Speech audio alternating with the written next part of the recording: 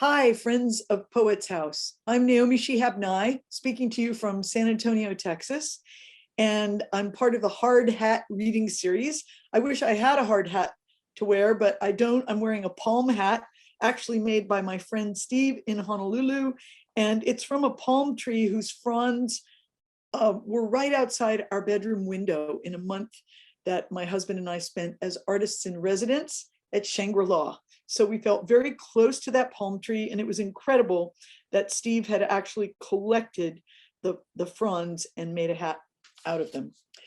I would like to share with you a poem by my lifetime mentor, favorite poet of my whole life, William Stafford.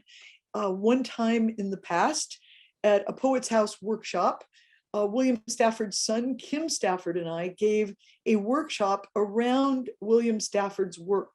And even though I had been reading him at the time for many decades, I learned so much that day at Poets House, as I have always learned at Poets House. To me, Poets House has been the center of the flower, the heart of the universe, the haven of the reading initiative for all the years that I've known it and loved it, at your old location, at your new location.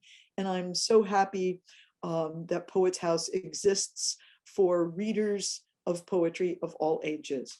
So this is from a book from 1977 by William Stafford called Stories That Could Be True, New and Collected Poems. And it's a poem that's come to mean more to me during the pandemic. It's called A Bird Inside a Box. A bird inside a box. A box will sing. You put it in a window for the sun. At first, the song hides. Then it calls to everyone. Every day, let loose again those faithful notes. They're gone. They're gone. So many deathless vows and songs and friends. Young, you tremble. Old, you do again in fear. Between, a rock inside, you hold the wild bird still like this, in here, in here.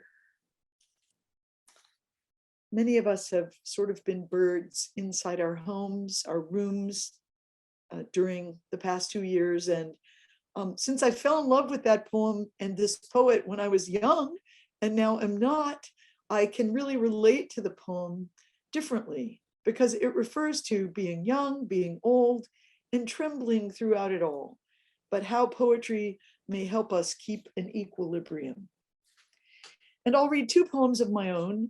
One comes from Everything Comes Next, Collected and New Poems. This book came out during the first year of the pandemic from Green Willow, HarperCollins. And it was one of the new poems in the book called Big Song. Under the bridge at Washington Street, a man with acoustic guitar was plucking and singing again in Spanish, always only in Spanish. Once I would have called him an old man before I got old. Now, no one is old. His voice amplifying thanks to the bridge shivering off iron girders, echoing concrete walls, becoming so huge as if through a megaphone, but sweeter, rich and round, giant sugar cookie of a voice, traveling to our side of the river, my 3-year-old walking partner, twirled in place. That sounds big, never asking, why would a man be singing? Near our chattering ducks who never lose hope, we might one day defy the signs and feed them. River reeds, blooming yellow bells of Esperanza, only a few hours distance from camps of wire and concrete, thin mattresses, aluminum foil sheets, sisters and brothers whose stories we can't really know, whatever we think about them. What happens next? How hard it has been. Who is this man? So many years singing in winter, summer, no cup beside him, not asking for anything. People run past with their dogs, ears plugged, their own music. I don't know where he lives. Secret stories under the bridge. All these years of echo. Boy raising his arms, dipping and stepping. Singer nodding his head, glad to be heard. Raising one hand to both of us, twirling. Solamente porque siempre porque. And from Poetry Magazine, March 2021, in all the years of Poetry Magazine, a long-standing poetry magazine in our nation, this was the first, I believe, edition intended for young readers. And I was honored to co-edit it with Margarita Engel and Jacqueline Woodson. And this is my poem from the journal. It has two parts.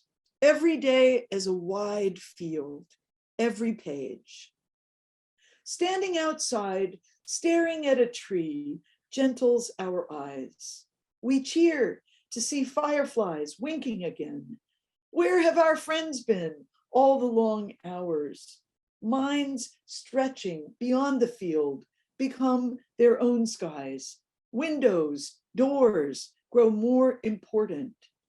Look through a word, swing that sentence wide open.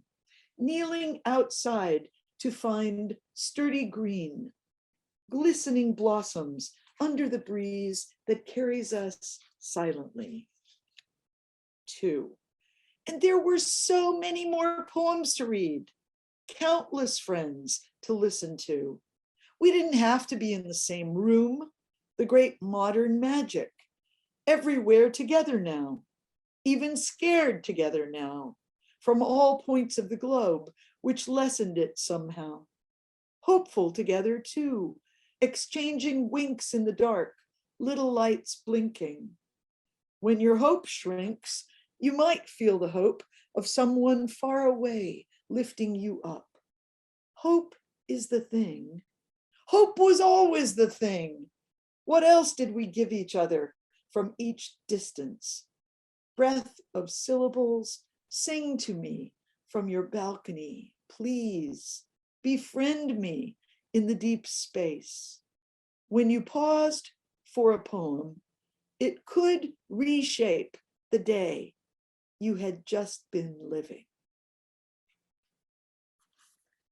Thank you, Poets House. We all love you so much.